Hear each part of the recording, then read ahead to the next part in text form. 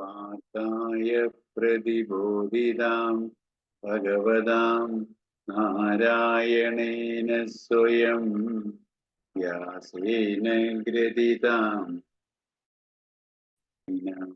മധ്യേ മഹാഭാരതം അദ്വൈതാമൃതവർഷിണി ഭഗവതി അഷ്ടദശാധ്യായിനി അംബ ത്വാമനുസന്ധതാം ഭഗവദ്ഗീതേ ഭവദ്വേഷിണി.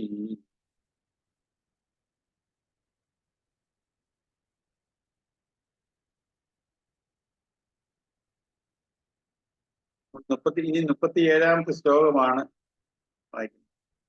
നമുക്ക് വായിക്കാമോ? വായിക്കാം സാറേ. ഹതോ വാ പ്രാപ്സ്യസി സ്വർഗം ജിത്വാ വാ ഭോക്ഷ്യസി മഹീം തസ്മാദുത്തിഷ്ഠ കൗന്തേയ യുദ്ധായ കൃതനിശ്ചയഃ. യുദ്ധത്തിൽ കൊല്ലപ്പെട്ടാൽ നിനക്ക് സ്വർഗം പ്രാപിക്കാം. ജയിക്കുകയാണെങ്കിൽ ഭൂമിയെ അനുഭവിക്കുകയും ചെയ്യാം. അതുകൊണ്ട് ഹേ അർജുന, യുദ്ധം ചെയ്യാൻ തന്നെ നിശ്ചയിച്ച് എഴുന്നേൽക്കൂ. യുദ്ധത്തിൽ നീ മരിച്ചു എന്നിരിക്കട്ടെ, അതും നേട്ടം തന്നെയാണ്. ധർമ്മയുദ്ധത്തിൽ മരിക്കുന്നവർക്കുള്ള വീരസ്വർഗം നിനക്ക് കിട്ടും. അവിടെ ദിവ്യ ഭോഗങ്ങൾ അനുഭവിച്ച് സുഖിക്കാം. ജയിച്ചാലോ രാജ്യാധിപത്യം കിട്ടും. മരണം വരെ രാജ്യഭോഗങ്ങൾ അനുഭവിക്കാം. മരണശേഷമാവട്ടെ ധർമ്മ രക്ഷകനായ വീര ക്ഷത്രിയൻ എന്ന നിലയിൽ സ്വർഗത്തിലും ചെന്ന് സുഖിക്കാം. ധർമ്മപക്ഷത്തായതുകൊണ്ട് രണ്ടായാലും നിനക്ക് നേട്ടം തന്നെ. അതിനാൽ തസ്മാത് അല്ല, അതെ, അത് മതി. ഇതില് നമുക്ക് ഈ കൃഷ്ണൻ പറയുവാണ്, അന്നത്തെ കാലത്ത് ഈ ക്ഷത്രിയർക്ക് യുദ്ധത്തിൽ മരിച്ചാല് അങ്ങനെ ഒരു കൺസെപ്റ്റ് സ്വർഗപ്രാപ്തി കിട്ടും. ആ യുദ്ധങ്ങളിൽ മരിക്കുന്ന ക്ഷത്രിയർക്ക് ഉള്ള ഒരു കൺസെപ്റ്റാണ് സ്വർഗപ്രാപ്തി, വീരസ്വർഗം പ്രാപിക്കുക എന്നുള്ളത്.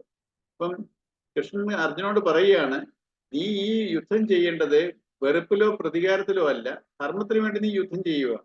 അപ്പം അതിന്റെ റിസൾട്ടില് അത് ജയിക്കുവോ തോക്കുവോ എന്നുള്ളത് നീ വെക്കരുത്. ധർമ്മത്തിന് വേണ്ടി നീ യുദ്ധം ചെയ്യുന്നു, അത് നിന്റെ കടമയാണ്. അല്ലാതെ ജയിക്കണം അല്ലെങ്കിൽ തോക്കണം ആ ഒരു റിസൾട്ടോട് നീ മനസ്സ് വെക്കാതെ നിന്റെ കടമയാണ്. ആസ് എ ക്ഷത്രിയന്റെ സ്വധർമ്മമാണ്, അത് കടമയാണ്, സ്വധർമ്മമാണ്. ക്ഷത്രിയക്ക് യുദ്ധത്തിൽ പാർട്ടിസിപ്പേറ്റ് ചെയ്യുക എന്നുള്ളത് ആ കടമ. അപ്പം അതും അർജുനൻ നിൽക്കുന്ന ധർമ്മപക്ഷത്താണ്. അപ്പം ഒട്ടും പേടിക്കേണ്ട കാര്യമില്ല. അപ്പം യുദ്ധത്തിൽ ജയിക്കുകയോ തോക്കുവോ അങ്ങനെ രണ്ട് സംഭവിക്കാം. ജയിക്കുമെന്ന് വെച്ചാൽ നമുക്ക് ആ രാജ്യം കിട്ടും. തോക്കുവാണെങ്കിലോ, തോക്കുന്ന മീൻസ് ആ യുദ്ധത്തിൽ മരിക്കും. യുദ്ധത്തില് ഒരാള് മരിക്കും, ഒരാള് വിജയിക്കും. ആ വിജയിക്കുന്ന ആള് ജീവിച്ചുകൊണ്ടിരിക്കും, മരിക്കും. മറ്റു പരാജയപ്പെടുന്ന ആൾ മിക്കവാറും എല്ലാ യോദ്ധാക്കളും മരിക്കത്തേ ഉള്ളൂ, കൊല്ലുക ചെയ്യുന്നത്. അപ്പം മരിക്കുവാണെങ്കിൽ നിനക്ക് വീരസ്വർഗം കിട്ടും. ഈ ധർമ്മയുദ്ധത്തിലാണ്, ഈ യോദ്ധാവാണ്, ക്ഷത്രിയനാണ്. നിനക്ക് നിന്റെ സ്വധർമ്മം പാലിച്ചാൽ, വിട്ടുപോയി കഴിഞ്ഞാൽ നിനക്ക് പാപമായിരിക്കും. ഈ സ്വധർമ്മം ചെയ്യാൻ നീ പിൻവാങ്ങിയാൽ നിനക്ക് പാപം കിട്ടും. നീ അതിൽ മരിച്ചാലോ, ആ യുദ്ധത്തിൽ പങ്കെടുത്ത് നിന്റെ കടമ നിറവേറ്റി മരിച്ചു പോയാൽ നിനക്ക് വീരസ്വർഗം കിട്ടും. ജയിച്ചാലോ നിനക്ക് രാജ്യവും കിട്ടും. അപ്പൊ രണ്ടു തരത്തിലായാലും നിനക്ക് അഡ്വാൻറ്റേജേ ഉള്ളൂ. അപ്പം കൃഷ്ണൻ ഇങ്ങനെ പല പല പല തലത്തിൽ ഇതിനെ ഈ ഒരു പ്രശ്നത്തെ വീക്ഷിക്കുക. അപ്പം ഈ ഒരു ക്ഷത്രിയന്റെ നിലവിൽ നോക്കിയാലും നിനക്ക് ഈ യുദ്ധത്തിൽ നീ പങ്കെടുക്കണം. അതിൽ ജയിച്ചാലും നിനക്ക് ധർമ്മപക്ഷത്തായതുകൊണ്ട് നല്ലതാണ്, തോറ്റാലും നിനക്ക് നല്ലതാണ്. കാരണം വീരസ്വർഗം കിട്ടും. ജയിച്ചാൽ രാജ്യം ഭോഗിക്കാം. അപ്പൊ ആ ഒരു കൺസെപ്റ്റിലോട്ട് എങ്ങനെ നോക്കിയാലും അർജുനൻ യുദ്ധം ചെയ്യണം. അതാ ഇതിനകത്തോട്ട് പറഞ്ഞു വരുന്നത്. വെച്ചാൽ യുദ്ധം ചെയ്യാച്ചാല് അവിടെ അർജുന്റെ കടമ യുദ്ധമാണ്. അല്ലാതെ എല്ലാവരും യുദ്ധത്തിലോട്ട് പോകണം എന്നുള്ളതല്ലല്ലോ ഈ കൺസെപ്റ്റ്. എന്റെ കടമ തളരാതെ ഞാൻ മുന്നേറണം. എന്റെ കടമ ഞാൻ തളരാതെ, തളരുമ്പോ എന്തുവാ, ഞാൻ അതിൽ നിന്ന് മാറിപ്പോവും. ആ തളരാതെ അഭിമുഖീകരിച്ച് നമ്മുടെ കടമകളെ അഭിമുഖീകരിച്ച് നമ്മൾ അതിന്റെ വരുംപരായികള്, എനിക്ക് എന്റെ സ്വധർമ്മത്തിൽ ഈ ചിലതൊക്കെ എനിക്ക് ലാഭമായിട്ട് വരും, ചിലതൊക്കെ നഷ്ടമായിട്ട് വരും. ചിലതൊക്കെ എന്നിൽ വന്നു ചേരും, ചിലത് എന്നെ വിട്ടുപോകും. നമ്മൾ അതിൽ വിഷമിക്കരുത്. കാരണം എന്നിൽ നിന്ന് പോയത് എന്നിൽ തിരിച്ചു വരികയും എന്നിൽ നിന്ന് ഞാൻ വേറെ ആരുടെയോ തട്ടിയെടുത്തിട്ടെങ്കിൽ എൻ്റെ ഇന്ന് ഈ പ്രാവശ്യം നഷ്ടമാവും. ഞാൻ കഴിഞ്ഞ ജന്മം ആരുടെയെങ്കിലും ഒക്കെ അനാവശ്യമായിട്ട് തട്ടിപ്പറിച്ചിട്ടുണ്ടെങ്കിൽ, അനാവശ്യമായിട്ട് ഞാൻ കൈക്കലാക്കിയിട്ടുണ്ടെങ്കിൽ, ഈ ജന്മം എൻ്റെ ഇന്ന് അങ്ങനെയൊക്കെയുള്ള സാധനങ്ങൾ എൻ്റെ ഇന്ന് വിട്ടുപോകും. അപ്പൊ ഇതൊരു കടമകളിൽ ഞാൻ വിമുഖത കാണിക്കരുത്. കാരണം എന്റെ കടമയെ ഞാൻ വിവേകത്തിൽ, അതാണ് കൃഷ്ണൻ പറഞ്ഞു വരുന്നത്. അപ്പൊ അർജുന്റെ കാര്യത്തിൽ ഇത്. ഓക്കെ, അടുത്തത് ഷീബ വായിക്കാമോ? വായിക്കാം സാർ. അതിനാൽ അതല്ലേ സാർ? അതെ. അതിനാൽ മേൽപ്പറഞ്ഞ കാരണങ്ങൾ കൊണ്ട് യുദ്ധം ചെയ്യാൻ ഉറച്ചു എഴുന്നേൽക്കൂ. മോഹാകുലനായ അർജുനൻ അമ്പും വില്ലും താഴെയിട്ട് ഞാൻ യുദ്ധം ചെയ്യില്ല എന്ന് പറഞ്ഞ് തേർത്തട്ടിൽ അനങ്ങാതെ ഇരിക്കുകയായിരുന്നുവല്ലോ. മൗഢ്യവും വിഷാദവും വിട്ട് എഴുന്നേൽക്കൂ, യുദ്ധത്തിന് തയ്യാറാവൂ എന്ന് കൃഷ്ണൻ അർജുനനെ പ്രോത്സാഹിപ്പിക്കുന്നു.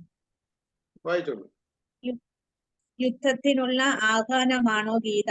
മഹാഭാരതത്തിൽ ഗീതയുടെ സന്ദർഭം ഈ ആഹ്വാനത്തെ നീതീകരിക്കുന്നു. എന്നാൽ കൃഷ്ണന്റെ ഈ ആഹ്വാനത്തിന്റെ വ്യാപ്തി കണക്കിലെടുക്കേണ്ടതുണ്ട്. ആലസ്യവും വിഷാദവും കളഞ്ഞ് ഉത്സാഹത്തോടും ഉന്മേഷത്തോടും കൂടി ജീവിത പ്രശ്നങ്ങളെ നേരിടൂ. നിശ്ചയദാർഢ്യത്തോടെ കർത്തവ്യ കർമ്മങ്ങൾ നിറവേറ്റൂ. ജീവിതായോധനയിൽ വിജയം കൈവരിക്കൂ എന്ന ക്രിയാത്മകമായ ആഹ്വാനമാണ് ഗീതയിലൂടെ കൃഷ്ണൻ മാനവരാശിക്ക് നൽകുന്നത്.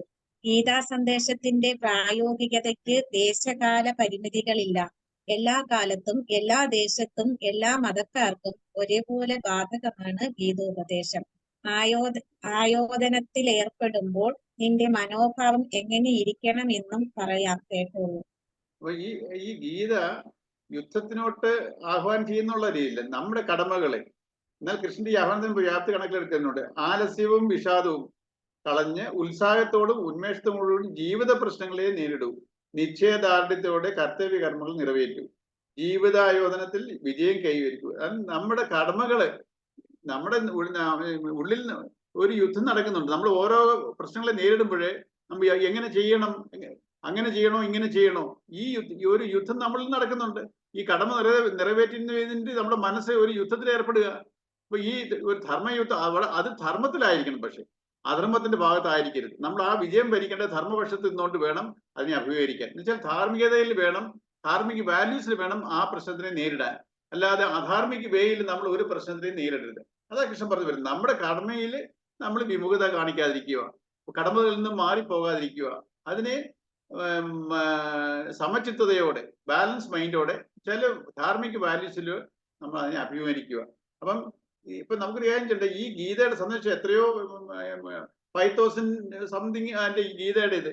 ഈ ഗീത ഇപ്പൊ എല്ലായിടത്തും ഒരു പേഴ്സണാലിറ്റി ഡെവലപ്മെന്റിലായാലും ഏത് MBA ഇടാനും ഇത് ഗീതയുടെ തത്വങ്ങളാണ് എല്ലാവരും എടുത്ത്. ഏത് വേൾഡ് വൈഡ് ഈ ഗീതയുടെ ആശയങ്ങളാണ് പല തരത്തില്, പല ഫോമുല, പക്ഷെ എല്ലാം ബേസിക് ആയിട്ട് ഗീതയുടെ ഇതാണ്. ഈ മോട്ടിവേഷൻസ്, പേഴ്സണൽ ഡെവലപ്മെന്റിലും മോട്ടിവേഷനിലും എല്ലാം ഈ ഗീത അപ്ലൈ ചെയ്യാത്ത ഒരു ഇതുപോലും വരാതെ എല്ലാത്തിനും ഗീതയുടെ ആപ്ലിക്കേഷൻസ് ഉണ്ട്. ഇങ്ങനെയുള്ള മോട്ടിവേഷണൽ, പേഴ്സണൽ ഡെവലപ്മെന്റ് ഇങ്ങനെയുള്ള കാര്യങ്ങളിൽ എന്നുവെച്ചാൽ നമ്മൾ എത്രത്തോളം നമ്മൾ പോസിറ്റീവായിട്ട് വരുന്നോ, ഇങ്ങനെയുള്ള ഏത് സബ്ജക്റ്റിലെ എടുത്താലും വേൾഡ് വൈഡ് എവിടെ ആയാലും ഗീതയുടെ പ്രിൻസിപ്പിൾസ് അവിടെ വരുന്നുണ്ട്. കാരണം ഇത് മനുഷ്യരാശിക്ക് വേണ്ടിയുള്ള ഒരു ഇതല്ലാതെ ഒരു ഹിന്ദു എന്നുള്ള ബേസ്ഡ് ആയിട്ടുള്ളതല്ല. അതാ ദേശകാല പരിമിതികളില്ലാതെ ഗീതയുടെ പ്രസക്തി അതാ. പ്രീതുവിന് വായിക്കാമോ അടുത്ത ശ്ലോകവും അർത്ഥവും? സുഖദുഃഖ സമീകൃത്വാ ലാഭാലാഭോ ജയാജയോ തതോ യുദ്ധായ യുജസ്വ നൈവം പാപമവാപ്സിസസി. സുഖത്തെയും ദുഃഖത്തെയും ലാഭത്തെയും നഷ്ടത്തെയും ജയത്തെയും തോൽവിയെയും ഒരേ മാതിരി കരുതിയിട്ട് പോരിനൊരുങ്ങുക. ഇപ്രകാരമായാൽ നിന്നെ പാപം തീണ്ടില്ല. സമ്പൂർണ്ണ ഗീതയുടെ സംക്ഷിപ്ത രൂപമാണ് 2-ാം അധ്യായം എന്ന് ഇതിന്റെ മുഖവിരയിൽ സൂചിപ്പിക്കുകയുണ്ടായി. പിന്നീട് വിസ്തരിച്ച് പ്രതിപാദിക്കാൻ പോകുന്ന കർമ്മയോഗത്തെ ഈ ശ്ലോകത്തിൽ സംഗ്രഹിച്ചിരിക്കുന്നു. ഭക്തിയോഗത്തിന്റെ സംക്ഷിപ്ത നിരൂപണവും ഈ അധ്യായത്തിൽ തന്നെ ഇനി നമുക്ക് കാണാം. പരമലക്ഷ്യമായ ആധ്യാത്മിക സമ്പൂർണത നേടാനുള്ള ഉപായമെന്തെന്ന് ആദ്യമായി കൃഷ്ണൻ വെട്ടിത്തുറന്ന് പ്രഖ്യാപിക്കുന്നു ഈ ശ്ലോകത്തിൽ. അതിനാൽ ഇതിനെ ആശയത്തെ വളരെ സൂക്ഷ്മതയോടെ ഗ്രഹിക്കേണ്ടതുണ്ട്. സുഖദുഃഖങ്ങൾ, ലാഭാലാഭങ്ങൾ, ജയാജയങ്ങൾ എന്നിങ്ങനെ വെവ്വേറെ എടുത്തു പറഞ്ഞ ദ്വന്ദ്ങ്ങൾ നമ്മുടെ 3 ഭിന്നതലങ്ങളിലെ അനുഭവങ്ങളാണ്. ബുദ്ധിതലത്തിൽ ഉണ്ടാകുന്ന അനുകൂലവും പ്രതികൂലവുമായ അനുഭവങ്ങളത്രേ സുഖദുഃഖങ്ങൾ. മനസ്സിനിഷ്ടപ്പെട്ടത് വന്നു ചേരുമ്പോൾ ലാഭമായും വിട്ടുപിരിയുമ്പോൾ നഷ്ടമായും തോന്നും. മനസ്ഥലത്തിലെ കണക്കുകൂട്ടലുകളെയാണ് ലാഭാലാഭങ്ങൾ എന്നർത്ഥം. പ്രവർത്തനം സഫലമാവുമ്പോൾ വിജയമായും വിഫലമാകുമ്പോൾ പരാജയമായും അനുഭവപ്പെടും. ശരീരതലത്തിലെ വിലയിരുത്തലുകളെയാണ് ജയാജയങ്ങൾ. ശരീര മനോബുദ്ധിതലങ്ങളിൽ ഉണ്ടാകുന്ന അനുകൂലവും പ്രതികൂലങ്ങളുമായ സർവാനുഭവങ്ങളിലും സമനില തെറ്റാതെ ജീവിക്കാൻ പഠിക്കണമെന്നാണ് ഇവിടെ കൃഷ്ണൻ നൽകുന്ന ഉപദേശം. ഈ ഒരു ശ്ലോകം വളരെ ഇമ്പോർട്ടന്റ് ആണ്. സുഖദുഃഖേ സമീകൃത്വ ലാഭാലാഭോ ജയാജയോ തതോ യുദ്ധായ യുജിച്ച നൈവം പാപമമാവസിസി. അപ്പൊ ഇത് നമ്മൾക്ക് ഇപ്പം ഇതുവരെ നമ്മൾ കടമ ചെയ്യാൻ പറയുന്നു, അർജുനനോട് കടമ ചെയ്യാൻ പറയാം. പക്ഷെ അത് എങ്ങനെ ചെയ്യണം എന്നുള്ള രീതി പറയുക. നമ്മൾ എങ്ങനെയാണ് നമ്മുടെ എന്നുവെച്ചാല് ഇപ്പൊ ഞാൻ നേരത്തെ പറഞ്ഞില്ലേ, വിവേകം എന്നുവെച്ചാല് ധാർമ്മിക വാല്യൂസില് അതിന്റെ ഓരോ സ്റ്റെപ്പുകളായിട്ട് തുടങ്ങുകയാണ് ഈ ശ്ലോകം തൊട്ട്. നമ്മൾ എങ്ങനെയാണ് നമ്മൾ കടമകളെ അഭിമുഖീകരിക്കേണ്ടത്, എങ്ങനെയാണ് ഈ പ്രശ്നങ്ങൾ വരുമ്പോൾ നമ്മള് അതുകൊണ്ട് ഓരോരോ സ്റ്റെപ്പായിട്ട് ഇത് കർമ്മയോഗത്തിന്റെ ഒരു പ്രിൻസിപ്പിൾസ് ആരംഭിക്കുക. അത് അടുത്ത യോഗത്തിൽ കർമ്മയോഗം അടുത്ത ചാപ്റ്ററാണ്. അതിന്റെ ഈ സാഖ്യയോഗം എന്ന് പറഞ്ഞ എല്ലാത്തിന്റെയും ഒരു ബ്രീഫാണിത്. അപ്പൊ ഈ സാഖ്യയോഗത്തില് ആദ്യം പരമാത്മ ചൈതന്യവും നമ്മൾ എന്നുള്ളത് അതിനെ കുറിച്ചൊക്കെ പറഞ്ഞു. സാഖ്യയോഗം ആ പരമാത്മത്തിൽ ലയിക്കും. ആരാണ് പരമാത്മ ചൈതന്യം, അതിനെക്കുറിച്ചുള്ള ഒരു എക്സ്പ്ലനേഷൻ ഒക്കെ പറഞ്ഞത് ആ സാഖ്യയോഗം കഴിഞ്ഞിട്ട് അടുത്ത കർമ്മയോഗത്തിന്റെ ഒരു എക്സ്പ്ലനേഷൻ ഇപ്പൊ വരാൻ പോകുന്നത്. എങ്ങനെയാണ് നമ്മൾ കർമ്മങ്ങൾ ചെയ്യേണ്ടത്, അതിന്റെ പലവിധ വശങ്ങൾ പറഞ്ഞു തുടങ്ങുക കർമ്മയോഗം. അപ്പം ഇതിനകത്ത് തന്നെ ഭക്തിയോഗവും വരുന്നുണ്ട് ഈ സാഖ്യയോഗത്തിന്. ഈ ഗീതയുടെ ഒരു സംക്ഷിപ്ത രൂപമായി സാഖ്യയോഗം എല്ലാത്തിന്റെയും ഒരു ബ്രീഫായിട്ട് ഇതിനകത്ത് കൊണ്ടുവരുന്നുണ്ട് ശ്ലോകത്തിൽ കൃഷ്ണൻ. പിന്നെ ഓരോരോ അധ്യായങ്ങളായിട്ട് ഇതിനെ എക്സ്പ്ലെയിൻ ചെയ്തുകൊണ്ട് പോകും, എലാബറേറ്റ് ആയിട്ട്. അപ്പൊ ഇതിനകത്തില് ഈ കർമ്മയോഗത്തിന്റെ ആദ്യത്തെ ഒരു ഇൻഡിക്കേഷൻ ആ തരുന്നേ. സുഖദുഃഖങ്ങള്, ലാഭാലാഭങ്ങള്, ജയാജയങ്ങൾ എന്ന 3 അനുഭവങ്ങളെ എടുത്ത് പറഞ്ഞിരിക്കുക. 3 ദ്വന്ദ്ങ്ങളാ, പെയർ ഓഫ് ഓപ്പോസിറ്റ്സ്, ദ്വന്ദ്ങ്ങൾ എന്ന് പറയും. എപ്പോഴും സുഖവും ദുഃഖവും, ലാഭവും നഷ്ടവും, ജയവും പരാജയവും, ഇങ്ങനെ 3 അനുഭവങ്ങളെ കൃഷ്ണൻ എടുത്ത് പറയുക. ഇത് നമ്മുടെ ശരീര മനോബുദ്ധി തലങ്ങളിലെ 3 അനുഭവങ്ങളായത്. ശരീരത്തിന്റെ ലെവലില്, ബുദ്ധിയുടെ ലെവലില്, ശരീരത്തിന്റെ ലെവലില്, മനസ്സിന്റെ തലത്തില്, ബുദ്ധിയുടെ തലത്തില്. ബുദ്ധിയുടെ തലത്തിൽ ഉണ്ടാവുന്ന അനുകൂലവും പ്രതികൂലവുമായ അനുഭവങ്ങൾ അത്രയേ സുഖദുഃഖങ്ങൾ. മനസ്സിന് ഇഷ്ടപ്പെട്ടത് വന്നു ചേരുമ്പോൾ ലാഭമായും വിട്ടുപിരിയുമ്പോൾ നഷ്ടമായും തോന്നും. മനസ്തലത്തിലെ കണക്കൂട്ടലാണ് ലാഭാലാഭങ്ങൾ എന്നർത്ഥം. പ്രവർത്തനം സഫലമാവുമ്പോൾ വിജയമായും വിഫലമായും ആവുമ്പോൾ പരാജയവും, വിജയമായി വിഫലമാവുമ്പോൾ പരാജയമായി അനുഭവപ്പെടും. അപ്പം ശരീരതലത്തിലെ വിലയിരുത്തലുകളാണ് ജയാജയങ്ങൾ. അപ്പം ഈ ശരീരത്തിന്റെ ലെവലിലുള്ളതാണ് ജയവും പരാജയവും. ശരീരത്തിന്റെ ലെവലിലുള്ള ഒരു നമുക്ക് അനുഭവമാണ് നമ്മൾ വിജയിച്ചു, നമ്മൾ പരാജയപ്പെട്ടു എന്നുള്ള ആ ഒരു അനുഭവം വരുന്നത്. ബുദ്ധിയുടെ തലത്തിലോ പക്ഷെ എനിക്ക് നേരെ തിരിച്ചാ തോന്നുന്നത്. സ്വാമിജി പറഞ്ഞേക്കുന്നത് ബുദ്ധിതലത്തിൽ ഉണ്ടാകുന്ന അനുകൂലവും പ്രതികൂല അനുഭവങ്ങളത്തെ സുഖദുഃഖങ്ങളെ. ലാഭം ഞാൻ ചിന്തിച്ചപ്പോ എനിക്ക് തോന്നിയത് ശരീരത്തിന്റെ തലത്തിൽ വിജയവും പരാജയവും, മനസ്സിന്റെ തലത്തിൽ സുഖവും ദുഃഖവും. മനസ്സിനൊരു സുഖം ഉണ്ടാവുന്നു, മനസ്സിന് ദുഃഖം ഉണ്ടാവുന്നു. ആ മനസ്സിന് സുഖവും ദുഃഖവും, ബുദ്ധിക്കാണ് ലാഭവും നഷ്ടവും. ബുദ്ധിയാണ് ഒരു വിചാരം ചെയ്ത് ഇത് എനിക്ക് വന്നു ചേരുമ്പോൾ ലാഭമായിട്ട് നമ്മൾ കണക്ക് കൂട്ടി നമുക്ക് നമ്മളിലോട്ട് വരുത്താനും നമുക്ക് നഷ്ടപ്പെടാതിരിക്കാൻ നോക്കാനൊക്കെ വിചാരം ചെയ്താണ്. അപ്പം ഈ ബുദ്ധിതലത്തിൽ ഉണ്ടാവുന്നത് ഇവിടെ പറഞ്ഞേക്കുന്നത് സുഖദുഃഖങ്ങളിൽ നിന്നായിട്ടാണ്. പക്ഷെ നിങ്ങൾ ഓരോന്ന് ചിന്തിച്ചു നോക്കണം. സ്വാമിജി പറഞ്ഞേക്കുന്നത് ഇങ്ങനെയാണ്: ബുദ്ധിതലത്തിൽ ഉണ്ടാവുന്നത് സുഖദുഃഖങ്ങൾ, മനസ്സിന്റെ ലാഭവും നഷ്ടവും, ശരീരത്തിന്റെ വിജയവും പരാജയവും. ഈ 3. അപ്പൊ എന്തുവായാലും ഈ ശരീര മനോബുദ്ധി തലങ്ങൾ ഉണ്ടാവുന്ന 3 അനുഭവങ്ങളെ പറഞ്ഞിരിക്കുന്നു. ഞാനിത് വിചാരിച്ചിരിക്കുന്നത് ശരീരം വിജയവും പരാജയത്തിന്റെയും, മനസ്സ് സുഖദുഃഖത്തിന്റെയും, ബുദ്ധിയുടെ ലാഭവും നഷ്ടത്തിന്റെയും ആ രീതിയിലാണ് ഇപ്പൊ ഞാൻ വിചാരിച്ചിരിക്കുന്നത്. പക്ഷെ സ്വാമിജി ഇതിനകത്ത് ഇങ്ങനെ പറഞ്ഞിരിക്കുന്നത്, നിങ്ങൾ ഓരോരുത്തരും ചിന്തിച്ചു നോക്കുക. ഈ 3 ഇതിലും ഞാൻ ബാലൻസ്ഡ് ചെയ്യണം. ഞാൻ നേരത്തെ പറഞ്ഞായിരുന്നു, ഒരു സുഖം സമദുഃഖ സുഖം എന്ന് പറഞ്ഞൊരു ശ്ലോകം ഉണ്ടായിരുന്നു. സുഖത്തിനെയും ദുഃഖത്തിനെയും നമ്മൾ സമമുള്ള ഒരു ഇതില് അതിലൊരു പ്രിൻസിപ്പിൾ ഉണ്ടായിരുന്നു. ഞാൻ പറഞ്ഞായിരുന്നു എങ്ങനെയാണ് ഞാൻ സുഖത്തിനെയും ദുഃഖത്തിനെയും സമമാക്കുന്നത്. അതേ പ്രിൻസിപ്പിൾ നമുക്ക് ഇവിടെ അപ്ലൈ ചെയ്യാം. സുഖവും ദുഃഖവും ഇതിനകത്ത് പറയുന്നുണ്ട്, ലാഭവും നഷ്ടവും, ജയവും വിജയവും. ഇതിലെല്ലാം ഒരു പ്ലസും ഒരു മൈനസുമാണ്. അപ്പൊ എന്റെ വിജയത്തിനോ എന്റെ ലാഭത്തിനോ എന്റെ സുഖത്തിനും ഞാൻ മാത്രമല്ല കാരണക്കാരൻ. എത്രയോ പേരുടെ കോൺട്രിബ്യൂഷനിലാണ് എനിക്കൊരു സുഖം ഉണ്ടാവുന്നത്, അല്ലെങ്കിൽ എനിക്ക് ലാഭം ഉണ്ടാവുന്നത്, അല്ലെങ്കിൽ വിജയം ഉണ്ടാവുന്നത്. എനിക്ക് മാത്രമായിട്ട് ഒന്നും ഇത് 3 എനിക്ക് കിട്ടത്തില്ല. അപ്പം എനിക്ക് ഈ 3 തരത്തിലുള്ള സുഖം ഉണ്ടാവുകയാണെങ്കിലും, ലാഭം ഉണ്ടാവുകയാണെങ്കിലും, വിജയം ഉണ്ടാവുകയാണെങ്കിലും അതിന്റെ ക്രെഡിറ്റിനെ നമ്മൾ ഷെയർ ചെയ്യാൻ പഠിക്കണം. ഈഗോ ഇപ്പൊ നമ്മളിപ്പോ ഇത് 3 ഉണ്ടാകുമ്പോൾ നമ്മള് ആ ക്രെഡിറ്റ് ഞാൻ ചെയ്തു, ഈഗോ അങ്ങോട്ട് പൊസസ് ചെയ്യും. ഞാൻ വിജയിച്ചു, ഞാൻ ഫസ്റ്റ് റാങ്ക് കിട്ടി, ഞാൻ ആ ജോലി കിട്ടി, ഞാൻ ഇത് വീടുണ്ടാക്കി. ഇപ്പൊ ഈഗോ അങ്ങോട്ട് അതിനെ പൊസസ് ചെയ്യും ആ കിട്ടുന്ന വിജയത്തിനെ. എന്റെ മിടുക്കൊണ്ടാണ്, ഞാൻ പറഞ്ഞുകൊണ്ടാണ്, ഞാൻ വർക്ക് ചെയ്തുകൊണ്ടാണ്, എന്റെ ബുദ്ധിയിൽ ഞാൻ പ്രവർത്തിച്ചുകൊണ്ടാണ് ഈ വിജയം നേടിയത്. അപ്പൊ ഈ ഞാനെന്ന ഭാവം കയറി അങ്ങോട്ട് എലിവേറ്റ് ആവും. ഇത് എന്റെ സമചിത്തതയെന്ന് ഞാൻ മാറുകയാണ്. ഇതേപോലെ എനിക്ക് പരാജയം വരുമ്പോഴോ, അല്ലെങ്കിൽ എനിക്ക് ദുഃഖം വരുമ്പോഴോ, അല്ലെങ്കിൽ എനിക്ക് നഷ്ടം വരുമ്പോഴോ എന്റെ മനസ്സും ഇതെല്ലാം എന്റെ മനോഭാവം എങ്ങനെയായിരിക്കും? ഈ ഈഗോ എന്തോ പറയും, ഇതെല്ലാം ഞാൻ കാരണമല്ല, എന്റെ സിറ്റുവേഷൻസിനെ കൊണ്ട്, മറ്റുള്ളവരെ കൊണ്ടാണ്, അവരെ കൊണ്ടാണ് എനിക്കിങ്ങനെ വന്നത്. നമ്മൾ അത് ഡിസോൺ ചെയ്യും. ഞാൻ അതിനെ മറ്റുള്ളവരുടെ തലയിലോട്ട് വെക്കും. ഇതിനൊക്കെ കാരണം ഞാനല്ല, മറ്റുള്ളവരാണ്. അപ്പൊ ഈ രീതിയിൽ ഞാൻ അങ്ങോട്ട് മറ്റുള്ളവരെ കൊണ്ട് അതുപോലെ അവരോട് ദേഷ്യവും ഇതൊക്കെ ഓർത്ത് ഞാൻ എന്റെ മൈൻഡ് അങ്ങ് താഴ്ന്നു പോകും, ദുഃഖത്തിലോട്ട് ആഴ്ന്നു പോകും. നഷ്ടം വരുമ്പോഴും ദുഃഖം വരുമ്പോഴും പരാജയം വരുമ്പോഴും ഞാൻ ഇതിലങ്ങ് ആഴ്ന്നു പോകും. കാരണം ഇതൊന്നും എന്റെ തെറ്റല്ല, മറ്റുള്ളവരെ കൊണ്ട് എനിക്ക് ഇങ്ങനെ ആയി എന്ന് പറഞ്ഞുകൊണ്ട് ഞാൻ അല്ലെങ്കിൽ എന്റെ വിധി, അല്ലെങ്കിൽ നമ്മൾ വിധിയെ ചാരും, അല്ലെങ്കിൽ നമ്മൾ ദൈവത്തിലോട്ട്, ദൈവം എന്തിനെ എന്നെ ശിക്ഷിക്കുന്നത്, എനിക്കിങ്ങനെ ദുഃഖം തരുന്നു. നമ്മളെല്ലാം ഞാനല്ല കാരണം, ഒന്നീ ദൈവം, അല്ലെങ്കിൽ മറ്റുള്ളവര്, അല്ലെങ്കിൽ സാഹചര്യം.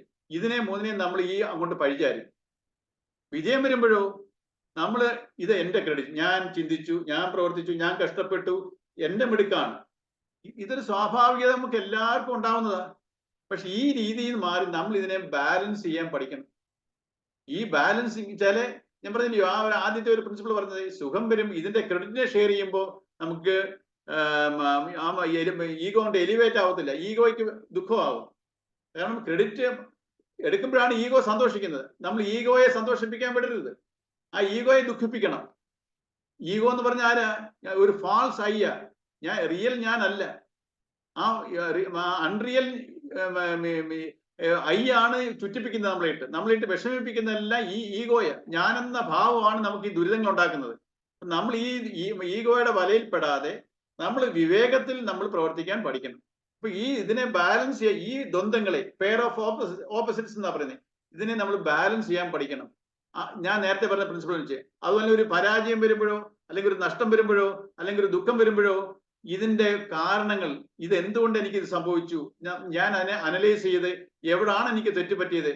നമ്മൾ മറ്റുള്ളവരെ പഴിചാരാതെ, സാഹചര്യത്തിനെ പഴി പറയാതെ, അല്ലെങ്കിൽ ഈശ്വരനിലോട്ട് എന്റെ വിധിയെ പഴിചാരാതെ, എനിക്ക് ഇതിനൊക്കെ സംഭവിക്കാനുള്ള കാരണം എന്താ, ഞാൻ അതിനെക്കുറിച്ച് സൂക്ഷ്മമായിട്ട് ചിന്തിക്കാൻ, എനിക്ക് ഇങ്ങനെയൊക്കെ എഴുതാണ്ട് ഇവിടെയൊക്കെയാണ് ഞാൻ ഇങ്ങനെയൊക്കെ പ്രവർത്തിച്ചുകൊണ്ടാണ് എനിക്ക് അങ്ങനെ. നമ്മളൊരു ആ പരാജയത്തിന്റെ കാര്യങ്ങൾ അനലൈസ് കണ്ടുപിടിക്കുമ്പോൾ നമ്മൾ അതൊരു ലേണിംഗ് പ്രോസസ്സാണ്. എന്റെ പരാജയം ഞാൻ എന്തുകൊണ്ട് സംഭവിച്ചത്, അങ്ങനെ ഞാൻ പഠിക്കുമ്പോഴേ എന്തെങ്കിലും ഒരു കാര്യം നമ്മൾ മനസ്സിലാക്കുമ്പോൾ നമുക്ക് ദുഃഖമല്ല വരുന്നേ. അപ്പൊ നമ്മുടെ മനസ്സങ്ങ് ദുഃഖത്തിൽ ആണ്ട് പോകത്തില്ല. അപ്പൊ നമ്മൾ ആ ദുഃഖത്തിൽ നിന്ന് നമ്മൾ ഈ ഒരു അനലിറ്റിക്കൽ മൈൻഡോട്, എനിക്ക് വന്ന ഉണ്ടായ നെഗറ്റീവ് അനുഭവത്തിന് എന്നുവെച്ചാല് നഷ്ടവോ ദുഃഖവോ അല്ലെങ്കിൽ പരാജയമോ, ഇതിന്റെ കാരണങ്ങളെ നമ്മൾ അനലൈസ് ചെയ്ത് കണ്ടുപിടിക്കുമ്പോൾ നമുക്ക് ദുഃഖത്തിലോട്ട് ഞാൻ എന്ന ഭാവം ദുഃഖത്തിലോട്ട് ആഴ്ന്നു പോകത്തില്ല. അല്ലെങ്കിലോ ഈ ഈഗോ നമ്മളെ താഴ്ത്തി കൊണ്ടുപോകും. അപ്പൊ ഇതിനെ നമ്മൾ ബാലൻസ് ചെയ്ത് കൊണ്ടുപോകണം. അനുകൂലങ്ങളും പ്രതികൂലങ്ങളും സമനില തെറ്റാതെ ജീവിക്കാൻ പഠിക്കണമെന്നാണ് ഇവിടെ കൃഷ്ണൻ പറയുന്നത്. അപ്പൊ നമ്മൾ ഈ 3 പെയർ ഓഫ് ഓപ്പോസിറ്റ്സിലും ഈ 3 ദ്വന്ദ്ഭാവം എല്ലാം ഒന്ന് പോസിറ്റീവ് ഒന്ന് നെഗറ്റീവ്, ജസ്റ്റ് ഓപ്പോസിറ്റ് ആണ്. അപ്പൊ ഇതിനെ നമ്മൾ ബാലൻസ് ചെയ്യാൻ പഠിക്കണം. ഇതിനൊരു പരിശീലനം വേണം. നമ്മൾ ഇതിനെ മനസ്സിലാക്കണം, എങ്ങനെയാണ് ഞാൻ ഇത് ബാലൻസ് ചെയ്യുന്നത്. അപ്പം ഈ ഒരു ഇതാണ് വളരെ വലിയൊരു പ്രിൻസിപ്പിളായത്. നേരത്തെ പറഞ്ഞു സമദുഃഖ സുഖം എന്നുള്ള ആ ഒരു ഇത് വന്നപ്പോഴും ഞാൻ പറഞ്ഞു. പക്ഷെ അതേ പ്രിൻസിപ്പിൾ നമ്മളിവിടെ അപ്ലൈ ചെയ്യണം. അടുത്ത പാരഗ്രാഫ് വായിക്കാം. ഗീതചിറ്റിക്ക് വായിക്കാവോ? വായിക്കാം. അലകൾ അടിച്ചുകൊണ്ടിരിക്കുന്ന കടലിൽ ഇറങ്ങി കുളിക്കാൻ ഒരു പരിശീലനം നേടേണ്ടതുണ്ട്. ആ പരിശീലനം നേടിയവന് കടലിലെ കുളി ഒരു രസമാണ്. അല്ലാത്തവനെ ആഞ്ഞടിക്കുന്ന അലകൾ വല്ലാതെ അലട്ടിക്കളയും. തട്ടി വീഴ്ത്തി ഉള്ളോട്ട് വലിച്ചു കൊണ്ടുപോയി മുക്കിക്കൊന്നെന്നും വരാം. ഉഗ്രൻ തിരകൾ വരുമ്പോൾ അവയ്ക്കിടയിൽ ഊളിയിട്ടും ചെറുതിരകളാണെങ്കിൽ അവയ്ക്കു മീതെ പൊങ്ങിക്കിടന്നും ആപത്ത് കൂടാതെ കടലിൽ കുളിക്കാൻ വശമുള്ളവർക്ക് മാത്രമേ ആ കുളി ആനന്ദകരമാവൂ. തിരകളറങ്ങട്ടെ എന്നിട്ട് കുളിക്കാമെന്നോ അല്ലെങ്കിൽ കടലിറങ്ങിയാൽ തിരകൾ തന്നെ ശല്യപ്പെടുത്തരുതെന്നോ ആശിക്കുന്നത് വിഡ്ഢിത്തരമാണ്. കുളിക്കുന്നവന്റെ സൗകര്യത്തിനു വേണ്ടി കടൽ അതിന്റെ സ്വഭാവം മാറ്റണമെന്ന് പറയുന്നത് വിവേകത്തിന്റെ ലക്ഷണമല്ലല്ലോ.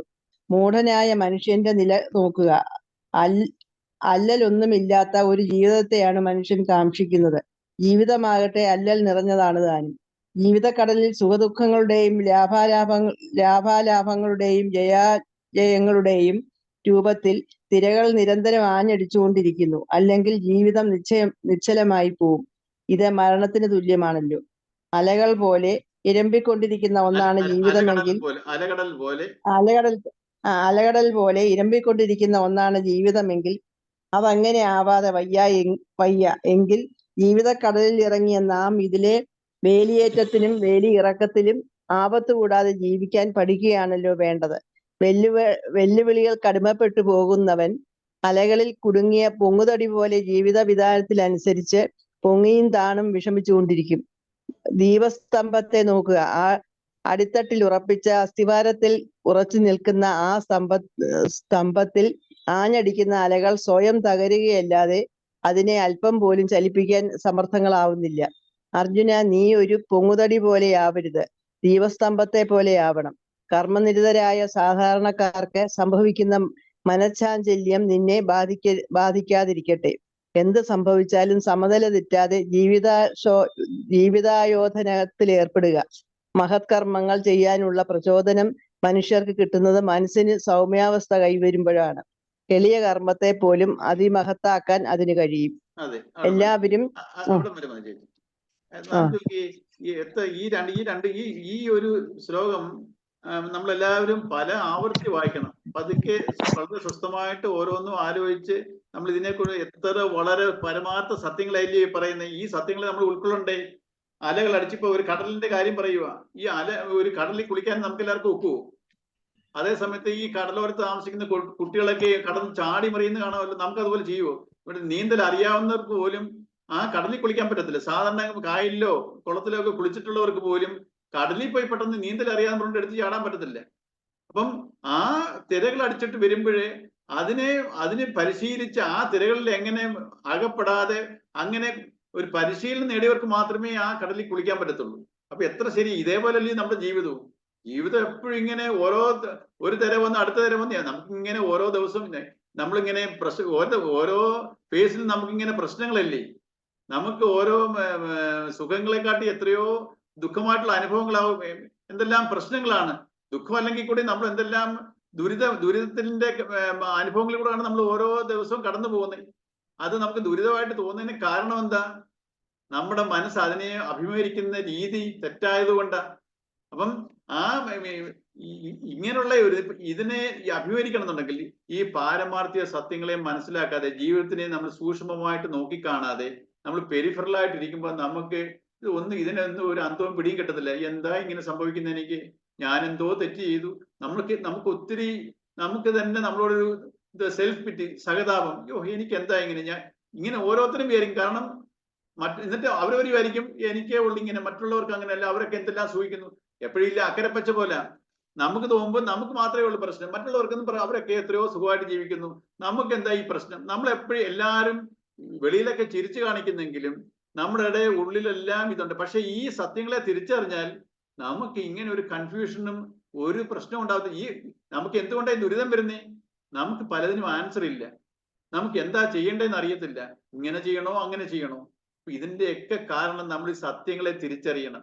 ജീവിത സത്യങ്ങളെ നമ്മൾ ഒരു പെരിഫറലായിട്ട് വെളിയിൽ കൂടെ നോക്കി കണ്ടാൽ പോരാ. നമ്മൾ ഈ ഓരോ കാര്യങ്ങളെ നമ്മൾ സൂക്ഷ്മമായിട്ട് നമ്മൾ നമ്മളെല്ലാവരും ദൈവവിശ്വാസികളാണ്. എന്തോ ദൈവവിശ്വാസിയാ? അന്യ ദൈവത്തിലാ. വെച്ചാല് എന്നിലല്ല ഈശ്വരൻ, വെളിയിലിരിക്കുന്ന അമ്പലങ്ങളിലാണ് ഈശ്വരൻ. നമ്മൾ ആ അമ്പലത്തിൽ പോയി വഴിപാട് കഴിച്ച് നമ്മൾ ഇങ്ങനെ നോക്കുക, അതിലല്ല കാര്യം. എന്റെ ഉള്ളിൽ ആ ദൈവം, ആ ഈശ്വര ശക്തി എന്നിലുണ്ട്. ആ ഈശ്വര ശക്തിയെ ഞാൻ ആക്ടിവേറ്റ് ചെയ്യണം. ആ ഈശ്വര ശക്തിയിൽ നിന്ന് കിട്ടുന്ന ഡയറക്ഷൻ എനിക്ക് കിട്ടണം. ആ ഈശ്വര ശക്തിയിൽ നിന്ന് എനിക്ക് ഡയറക്ഷൻ കിട്ടണമെന്നുണ്ടെങ്കിലോ ഞാനിങ്ങനെ ദുഃഖത്തിലും ദേഷ്യത്തിലും വിഷമത്തിലും അസൂയയിലും ഇങ്ങനെ എന്റെ വികാരങ്ങൾ ഇങ്ങനെ തെളിച്ചെന്നുണ്ടെന്നാൽ എങ്ങനെ അതിന് പ്രകടമാവാൻ പറ്റും? അപ്പൊ നമ്മൾ ഈ പാരമാർത്ഥ സത്യങ്ങളെ അറിഞ്ഞിട്ട് എന്റെ മനസ്സിനെയും ഞാൻ കൺട്രോളിങ് മീൻസ് അങ്ങനെ സപ്രഷൻ അല്ല, അതിനെ നമ്മൾ പരിശീലനം ചെയ്യണം. നമ്മൾ ഒരു വാഹനം ഓടിക്കുന്നതിനോ ഏതെങ്കിലും ഒരു സൈക്കിൾ ഓട്ടുന്നതിനോ ഒരു കാർ ഓടിക്കുന്നതിനോ നമുക്ക് കാര്യങ്ങളൊക്കെ അറിയാം, പരിശീലിക്കത്തില്ലയോ? പരിശീലിച്ച് പോലെ നമ്മൾ എന്നിട്ടേ നമ്മൾ ഡ്രൈവ് ചെയ്തുള്ളൂ. പ്രാക്ടീസ് ചെയ്ത് പെട്ടെന്ന് ഇതിന്റെയൊക്കെ തിയറി പഠിച്ചാലും പെട്ടെന്ന് കാർ എടുത്തോണ്ട് ഇപ്പോൾ ഓടിക്കാനൊക്കത്തില്ലല്ലോ റോഡില്. അങ്ങനെ പ്രാക്ടീസ് ചെയ്യുന്ന പോലെ നമ്മൾ ഈ പാരമാർത്ഥ സത്യങ്ങളെ അറിഞ്ഞ് എന്റെ മനസ്സിനെ പരിശീലിപ്പിക്കാൻ ശ്രമിക്കുക. എങ്ങനെ പരിശീലിപ്പിക്കണം? ആത്മസംയമനം. ആത്മസംയമനം എന്ന് പറഞ്ഞാൽ എന്താ? Balancing of mind. ദുഃഖം വരുമ്പോ താഴ്ന്നു പോകാതെയും സന്തോഷം വരുമ്പോ ഒരു കടലിലെ പൊങ്ങുതടി എന്ന് പറയുന്നില്ലയോ കൃഷ്ണനാഥിലെ? ഈ ഒരു തിരമാല ഒരു പൊങ്ങുതടി കിടക്കാൻ നമുക്ക് ഇങ്ങനെ ആ തിര പൊങ്ങുമ്പോ ആ തടിക്കഷ്ണവും പൊങ്ങും, അത് താഴുമ്പോഴോ അതിന്റെ കൂടെ താന്നു പോകും. അപ്പം ഒരു പൊങ്ങുതടി പോലെ ആകരുത് അർജുന നീ. എന്നുവെച്ചാല് ഒരു ദീപസ്തംഭം പറയുന്നുണ്ട്, ദീപസ്തംഭത്തിലും വന്നെങ്കിൽ ആ തിരകൾ അടിക്കുന്നുണ്ട്. പൊങ്ങുതടിയുടെ കൂട്ട് അതിങ്ങനെ ദീപസ്തംഭം ഇങ്ങനെ ഇളകി താഴോട്ട് മേപ്പോട്ട് വരുവാണോ? അതിങ്ങനെ ഒരിടത്ത് ഉറച്ചു നിൽക്കുക ഇല്ലയോ? അതിന്റെ അടിത്തട്ടിൽ ഉറച്ചു നിൽക്കുന്ന ഒരു ദീപസ്തംഭത്തില് എത്ര വലിയ തിര വന്ന് അടിച്ചാലും അത് പൊങ്ങുവോ താഴുവോ ചെയ്യുന്നുണ്ടോ? ഇല്ല. ഇതേപോലെ നമ്മുടെ ഈ മനസ്സിനെ നമ്മളെ നിലനിർത്തുന്ന ഒരു ശക്തിയുണ്ട്, ഒരു ഈശ്വരൻ ഉള്ളിലുണ്ട്. വെളിയിലിരിക്കുന്ന അമ്പലത്തിലല്ല, എന്നിൽ ഉള്ളിലിരിക്കുന്ന എന്നെ നിലനിർത്തുന്ന ഒരു ഈശ്വരനുണ്ട്. ആ ഈശ്വരനിൽ അതിൽ ഞാൻ സ്ട്രോങ് ആയിട്ട് ഞാൻ ഫിക്സ് ആവണം. അങ്ങനെ എന്റെ ഉള്ളിലുള്ള ഈശ്വരനിൽ ഞാൻ എന്റെ മനസ്സിനെ ഉറപ്പിച്ചാൽ എന്തോ ആ പ്രശ്നങ്ങൾ വന്നാലും അത് അനുഭവങ്ങൾ വരും പോവും. ഈ തിരകളാണ് വലിയൊരു ദുഃഖാനുഭവം വരും, എന്നെ അടിച്ചു പോവും, എന്നെ ഇട്ട് കുലുക്കത്തില്ല. ഈ വലിയ തിരകൾ വന്ന് ഇതിനകത്ത് അടിക്കുന്നുണ്ട് ഈ ദീപസ്തംഭത്തില്, ആ തിരകളങ്ങ് പോവുക. ഇതുപോലെ പിന്നെയും തിരകൾ വന്ന് അടിക്കുന്നുണ്ട്, ഒന്നും ആകത്തില്ല. എന്ന് പറഞ്ഞ പോലെ ഏത് അനുഭവങ്ങൾ വന്നാലും നമുക്ക് അതിനെ തരണം ചെയ്യാൻ മനസ്ഥൈര്യത്തോടെ അപ്പോഴാണ് മനസ്ഥൈര്യം ഉണ്ടാകുന്ന. അതാ അങ്ങനെ ഒരു ഉറച്ച ഒരു അടിത്തറ ഉണ്ടാവണം. എവിടെ അടിത്തറ? ഈ നമ്മളെ നിലനിർത്തുന്ന പരമാത്മ ചൈതന്യം. അതാണ് ധർമ്മം. അതിനനുസരിച്ച് വേണം ഞാൻ പ്രവർത്തിക്കാൻ. അങ്ങനെ ആണെങ്കിൽ എന്റെ കർമ്മം അനുസരിച്ച്, എന്റെ കർമ്മഫലം അനുസരിച്ച് എനിക്ക് ദുഃഖാനുഭവങ്ങളും സുഖാനുഭവങ്ങളും വരും. ഇതിൽ ഞാൻ നേളിക്കുകയും വേണ്ട, ഞാൻ ഇന്ന് വിലപിക്കുകയും വേണ്ട. അപ്പം ഈ പാരമാർത്ഥ സത്യങ്ങളെ അറിഞ്ഞിട്ട് ഈ മനസ്സിനെ പരിശീലിപ്പിക്കുക എന്നുള്ള പ്രയത്നത്തിൽ നമ്മൾ ഓരോ ദിവസവും നമ്മൾ ഓരോ ചെറിയ കാര്യത്തിലും നമ്മൾ ഇതിനെ ഇങ്ങനെ കൊണ്ടുപോകണം. അല്ലെങ്കിൽ നമ്മുടെ മനസ്സിനെ പരിശീലിപ്പിക്കുക എന്നുള്ളത് മുഖ്യം. കാരണം ഈ ഒരു കടലിലെ കുളിക്കാൻ എങ്ങനെയാ? അവിടെ പരിശീലനം വേണം ആ കടലിൽ കുളിക്കണം എന്നുണ്ടെങ്കിൽ. അല്ലെങ്കിൽ നമ്മളിപ്പോ എന്താ വിചാരിക്കുന്നേ? നമ്മളെല്ലാം ദൈവത്തോട് പ്രാർത്ഥിക്കുന്നത് എന്തുവാ? അരുതാത്ത ഒന്നും സംഭവിക്കരുത്, നല്ല പ്രശ്നങ്ങളൊന്നും ഉണ്ടാകാതെ പോകണേ എന്നാ നമ്മൾ ദൈവത്തോട് പ്രാർത്ഥിക്കുന്നേ. അങ്ങനെ ഉണ്ടാകാതിരിക്കാൻ പറ്റുമോ? അങ്ങനെ പ്രാർത്ഥിച്ചിട്ട് ഒരു ഫലവും നമ്മളിൽ പ്രശ്നങ്ങൾ വന്നുകൊണ്ടേയിരിക്കുന്നുണ്ട്. നമ്മൾ ഏതെങ്കിലും ഒരു വഴിപാട് കഴിക്കും, തൽക്കാലത്തേക്ക് ഒരു ശമനം വരും, അപ്പോഴത്തേക്ക് വേറൊരു പ്രശ്നം വന്നു, അതിന് പിന്നെ പോയി വഴിപാട് കഴിച്ചു. ഇങ്ങനെ നമ്മൾ ഓരോ അമ്പലങ്ങളിൽ പോയി വഴിപാട് കഴിച്ചുകൊണ്ടിരിക്കുന്നതല്ലാതെ നമ്മുടെ മനസ്സിനെ നേരെയാക്കാനോ മനസ്സിനൊരു ഈ പാരമാർത്ഥ സത്യങ്ങളെ അറിഞ്ഞിട്ട് ഇതിനെ നമ്മൾ ഒരു സമചിത്തതയിലോട്ട് കൊണ്ടുവരാനോ നമുക്ക് അറിയത്തില്ല. അറിയാൻ ഈ അറിവൊക്കെ ഉണ്ടെങ്കിലല്ലേ നമുക്ക് ഇത് എവിടുന്ന് കിട്ടും? ഭൗതികമായിട്ടുള്ള എവിടുന്നെങ്കിലും കിട്ടുമോ? നമ്മൾ ഇതുവരെ നമ്മുടെ പൂർവികർ കാണിച്ചത് എന്തുവാ? നമുക്ക് ഈ ഒരു അറിവ് പൂർവികരിൽ നിന്ന് കിട്ടിയിട്ടില്ല. നമ്മുടെ അപ്പൂപ്പന്മാരോ അമ്മൂമ്മമാരോ അല്ലെങ്കിൽ പൂർവികരിൽ നിന്ന് നമുക്ക് ഇങ്ങനെ ഒരു അറിവ് കിട്ടിയിട്ടില്ല. നമ്മളിങ്ങനെ അമ്പലത്തിൽ പോയി, അവരും അമ്പലത്തിൽ പോയി തൊഴുതു. അതാ ഇതിനകത്ത് കൃഷ്ണൻ ഒരു സമയത്ത് പറയുന്നുണ്ട്, ഈ ഇതൊക്കെ കാലം കൊണ്ട് കൈമോശം വന്നുപോയി. നമ്മൾ ഇതൊന്നും പഠിക്കാതെ നമ്മൾ ഹിന്ദുക്കളായിട്ട് നമ്മൾ ഇതാണ് നമ്മുടെ സംസ്കാരം. പക്ഷെ ഈ സംസ്കാരത്തിലാണോ നമ്മൾ ഇരിക്കുന്നത്? നമ്മള് ഞാൻ ദേഹമാണെന്നുള്ള ഇതിലായിരിക്കുന്നത്. എല്ലാരും ദേഹമാണെന്നുള്ള ആ ബുദ്ധിയിലായിരിക്കുന്നത്. ഞാൻ ദേഹമാണ്. അപ്പം ഈ ദേഹവും മനസ്സ്, ബുദ്ധി, ശരീരം, ഈ 3 തലത്തിലാണ് ഞാൻ ഇരിക്കുന്നത്. എന്നെ നിലനിർത്തുന്ന ഒരു പരമാത്മ ചൈതന്യം എന്നിലുണ്ടെന്നുള്ള ആർക്കും നമ്മൾ എല്ലാരും പറയും ഈശ്വരൻ തൂണിലും തുരുമ്പിലും ഉണ്ട്. ഇങ്ങനെയൊക്കെ പറയുന്നെങ്കിലും ചില നമ്മളെല്ലാം പല വാക്യങ്ങളും കേട്ടിട്ടുണ്ടെങ്കിലും അത് നമ്മളിൽ ഉണ്ടോ എന്ന് നമുക്ക് അതിനെ ചിന്തിക്കുന്നേ ഇല്ല. തൂണിലും തുരുമ്പിലും ഉണ്ട്, പക്ഷേ അമ്പലത്തിലേ ഉള്ളൂ. എന്നെ സംബന്ധിച്ചിടത്തോളം ഓരോ അനുഭവങ്ങൾ വരുമ്പോൾ അമ്പലത്തിലാണ് ഞാൻ ശരണം തേടുന്നത്. ഞാൻ ശരണം എങ്ങോട്ടാ? അമ്പലങ്ങളില്ല. പക്ഷേ ഞാൻ എന്നിൽ തന്നെ ശരണം പ്രാപിക്കണം. ഇനി അടുത്ത ഓരോ ശ്ലോകങ്ങൾ വരുന്നുണ്ട്. എന്നിലുള്ള ശത്രുവും ഞാൻ തന്നെ, എന്റെ മിത്രവും ഞാൻ തന്നെ. കാരണം ഈ നമ്മൾ എന്താ വിചാരിക്കുന്നേ? മറ്റുള്ളവരെ കൊണ്ടാണ് ഈ ദുരിതം എനിക്കുണ്ടാവുന്നത്, ഈ ദുഃഖം മറ്റവരെ കൊണ്ടാണ്, അല്ലെങ്കിൽ ഈ സാഹചര്യത്തിനായതുകൊണ്ടാണ്. നമ്മൾ ഞാനല്ല കാരണം, മറ്റ് ഫാക്ടേഴ്സ് ആണ് ഇതിന്റെയൊക്കെ കാരണം. പക്ഷെ ഇതിന്റെ എല്ലാം കാരണം എന്റെ ദുരിതത്തിനും ദുഃഖത്തിനും നമ്മൾ മാത്രമാണ് കാരണം. നമ്മൾ ചിന്തിച്ചു നോക്കുമ്പോൾ മനസ്സിലാവും. നമ്മളിൽ നിന്ന് പോയ കർമ്മഫലം നമ്മൾ തിരിച്ചു വരുന്നു. അത് വേറൊരാള് നമ്മളിൽ നിന്ന് പോയ ഫലം, നമ്മൾ ആർക്കോ കൊടുത്ത ഒരു ഫലം, നമ്മൾ ആർക്കോ കൊടുത്ത ചില ദുഃഖങ്ങള് അതേ ആൾക്കാരിൽ നിന്നല്ല, അതേമാതിരി എനിക്ക് വേറൊരാളിൽ നിന്ന് എനിക്ക് ഈ ദുഃഖം കിട്ടും. നമ്മളിപ്പോ എങ്ങനെ പ്രതീക്ഷിക്കുന്നേ? നമ്മൾ ഒരാൾക്കൊരു സഹായം ചെയ്താൽ അവിടുന്നാണ് നമുക്ക് അയാൾ എന്നോട് നന്ദിയുള്ളവരായിരിക്കണം, എനിക്ക് തിരിച്ച് പ്രത്യുപകാരം ചെയ്യണം. നമ്മൾ എവിടാണ് കൊടുത്തേക്കുന്നത് അവിടുന്നാണ് നമ്മൾ റിസൾട്ട് നമ്മൾ പ്രതീക്ഷിക്കുന്നത്. പക്ഷെ അങ്ങനല്ല. കാർമിക് എഫക്റ്റിന്റെ ഇത് വെച്ച് ഈ കർമ്മത്തിന്റെ റിസൾട്ട് നമുക്കറിയാം. ഒരു വിത്ത് കുഴിച്ചിട്ടാൽ പെട്ടെന്ന് അതിന്റെ ഫലം കിട്ടുമോ? ഒരു സമയം ഉണ്ടാവും. ആ സമയത്തുള്ളിൽ വേറെടുത്തു നിന്നായിരിക്കും ആ ഫലം വരുന്നത്. ആ വിത്ത് അവിടുന്ന് പോയി വേറെ എവിടെയോ കിടന്ന് കിളിച്ച് അവിടുന്നായിരിക്കും ഫലം വരുന്നത്. അല്ലാതെ ഈ മാവിന്റെ ചവിട്ടി കിടന്ന് തന്നെ ഈ മാവ് അവിടെ എവിടൊക്കെയോ പോകും. ഇതിന്റെ കാർമിക് എഫക്റ്റ് എവിടെയോ പറഞ്ഞു. ഒരു സമയം ആകുമ്പോഴേ ഇതിനൊക്കെ ഒരു പ്രത്യേക നിയമാവലി, അതിനെ ഇന്റലിജൻസ് എന്ന് പറയുന്നത്, ഈശ്വരൻ എന്ന് പറയുന്നത് അതാ. ഈ കാലമാണ് അതിനെ കൊണ്ടുവരുന്നത്. കാലം ഒരു ഈശ്വരനാണ്. നമ്മുടെ ഉള്ളിൽ കൂടെ ജീവഭാവത്തിലും വെളിയിൽ കൂടെ കാലവുമായിട്ടാണ് ഈശ്വരൻ നമ്മൾ അനുഭവപ്പെടുന്നത്. ഈ കർമ്മഫലം എന്നിൽ നിന്ന് പോയ ഫലം വേറെ ആൾ മുഖേന എന്നിൽ തിരിച്ചു വരും. അത് ഞാൻ എന്തിനാ വിഷമിക്കുന്നേ?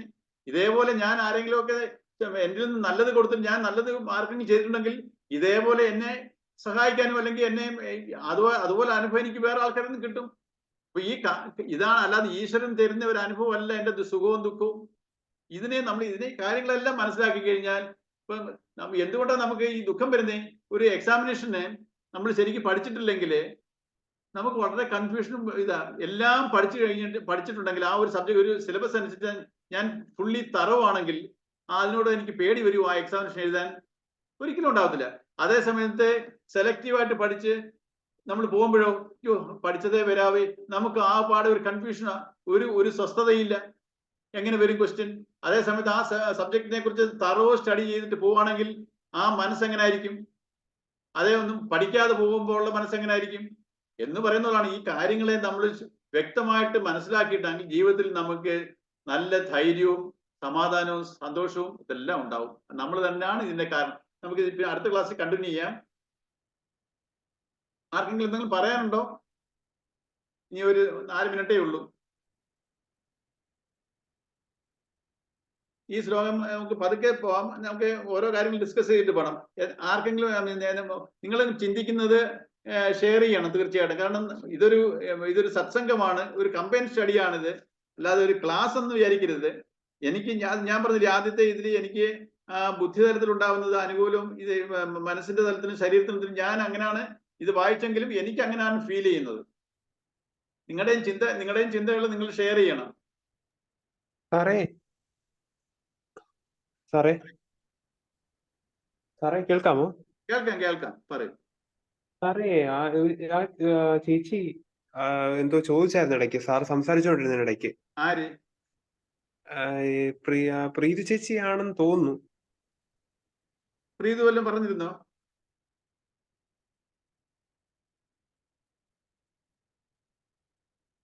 പ്രീതു കേൾക്കാമോ?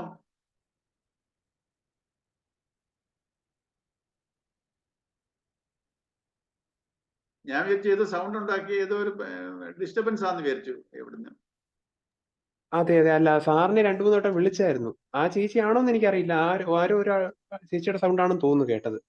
വിളിച്ചിരുന്നു. സാറ് സംസാരിച്ചുകൊണ്ട് ഇരുന്നതിനിടയിൽ ശ്രദ്ധിച്ചില്ല. ഓ ഓ ഓ.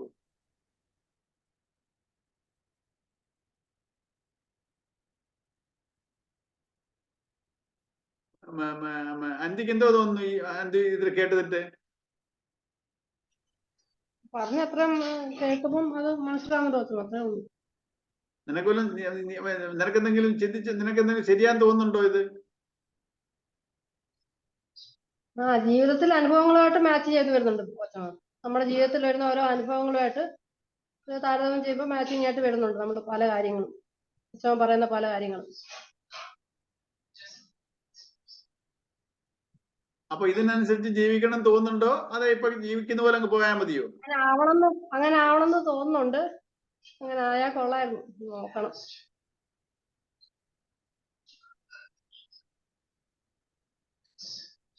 പ്രീതുവിനെ കേൾക്കുന്നില്ലെന്ന് തോന്നില്ലയോ? പ്രീതുവിന് കേൾക്കാമോ?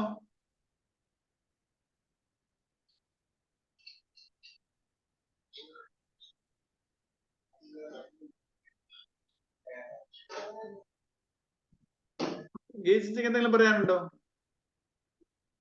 ഇല്ല ഉത്തരം, ഇത് നമുക്ക് അന്തി പറഞ്ഞ ശരി, നമ്മുടെ ജീവിതമായിട്ട് അങ്ങനെ കൊണ്ടുപോകണം. അങ്ങനെ അത് ഇതാ നല്ലത്. നീ പറഞ്ഞതൊക്കെ ശരിയാ നമ്മൾ ആലോചിക്കുമ്പോ. പക്ഷെ അത് ജീവിതമായിട്ട് അത് ശരിയാക്കി കൊണ്ടുപോകണം. എനിക്ക് മനസ്സിലാവുന്നുണ്ട് പറയുന്നതെല്ലാം വ്യക്തമായിട്ട്. അല്ല ഇത് പ്രാവർത്തികമാക്കാൻ ഒക്കുവോ?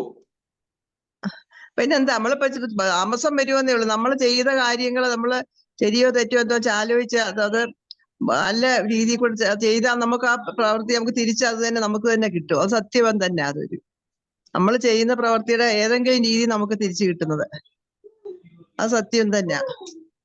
നമ്മൾ കഴിയുന്നത് നല്ല രീതിയിൽ കൂടെ ചിന്തിച്ച് അതുപോലെ പ്രവർത്തിച്ചാൽ നമുക്ക് നല്ലൊരു അനുഭവം കിട്ടുമോ? ശരിയല്ലയോ പറയുന്നത്? അത് ഇതിലേക്ക് കൂടെ പറയുമ്പോ നമുക്ക് ഒന്നുകൂടെ അത് വ്യക്തമാകും. നമ്മൾ തന്നെ ആലോചിക്കുമ്പോ അത്രയും കിട്ടത്തില്ല. ഇത് പറയുന്നോണ്ട് നീ അത് ക്ലാസ് വ്യക്തമായിട്ട് മനസ്സിലാക്കി തരുന്നുണ്ട്, ഒന്നുകൂടെ മനസ്സിലാകുന്നുണ്ട്. ശരി, നമുക്ക് സമയമായി. ഇനിയും അത് കട്ടാവുന്നതിന് മുമ്പ് നമുക്ക് നിർത്താം. പ്രീതുവിന് കേൾക്കാമോ? ഓക്കെ. അമ്മോക എന്തെങ്കിലും പറയാനുണ്ടോ? ഇല്ല സാർ, ഇല്ല സാർ. ഓക്കെ, നമുക്ക് നാളെ കാണാം. നാളെ 9 മണിക്ക്. നാളെ അല്ലല്ലോ, ഇനി മൺഡേ. തിങ്കളാഴ്ച. മൺഡേ 9 മണിക്ക് കയറാം. ഓക്കെ.